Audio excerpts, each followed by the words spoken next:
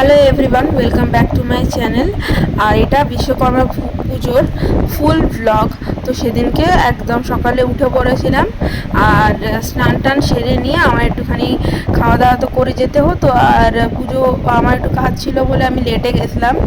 তো তারপরে একদম রেডি হয়ে নিয়ে আমি গেলাম ওই 11:30-12টা নাগাদ। তারপরে দেখছি যে এখানে পুজো স্টার্ট হয়েছে, আর এইখানে দেখতে পাচ্ছ এইসব আয়োজন করা হয়েছিল, মঙ্গল প্রসাদ যেমন থাকে আর কি। তো তারপরে দুপুরবেলা আমরা সবাই মানে ফ্যামিলির সবাই একসাথে রিউনাইট হয়ে তারপরে সবাই মিলে আড্ডা গল্প হচ্ছিল। তো তারপরে পাশের অফিসটাতে আমি গিয়ে আমরা সবাই এখানে একসাথেই গেছিলাম, গিয়ে আমরা আড্ডা মারছিলাম। আর তারপরে আমার একদম মেকআপ করা হয়নি, তাড়াহুড়ো করে বেরিয়েছিলাম বলে এখানে গিয়ে একটুখানি টাচ আপ দিয়ে দিয়েছিলাম। আর here is my final look. তারপরে সবাই গল্প করতে করতে আমরা একটুকে প্যাকেজিংয়ের কাজ করছিলাম, মিষ্টিগুলো তো আমাদের গেস্টদের দিতে হবে।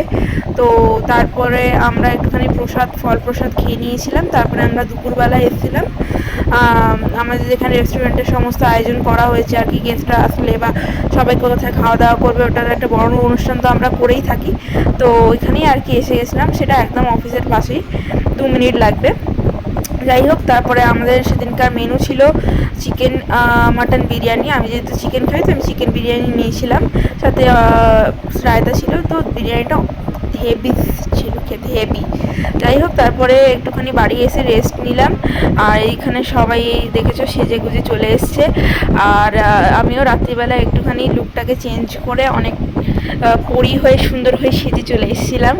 যাই হোক, জোকস অ্যাপার্ট, আমাদের ঠাকুরটা এবারে খুবই সুন্দর, প্রত্যেক বছরই সুন্দর হয়, এবছর যেন একদম চমকাচ্ছে আমাদের বিশু দাদা।